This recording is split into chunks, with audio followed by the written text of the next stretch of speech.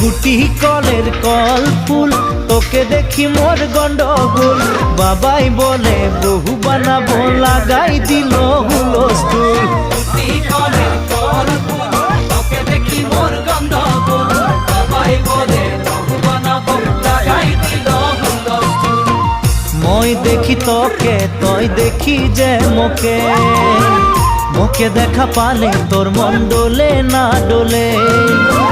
মই দেখি তোকে, তুই দেখি যে মোকে, মোকে দেখা পালে তোর মন ডোলে না ডোলে।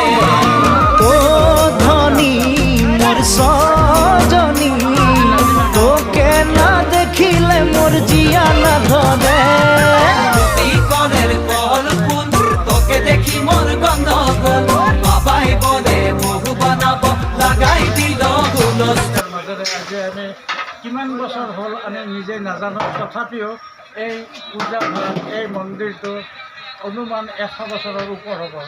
এই মন্দিৰটো প্ৰথমতে খেৰী অৱস্থাত আমি দেখা পাইছিলোঁ, তাৰপিছত অলপ টিঙৰ ঘৰ হ'ল। তাৰ পৰা আজি 2 বছৰ আগত এইটো অসমৰ মুখ্যমন্ত্ৰী ডক্টৰ হিমন্ত বিশ্ব শৰ্মা ডাঙৰীয়াই এই অৱস্থাৰে আমাক উপহাৰ দিছে। আমি কৃতজ্ঞ।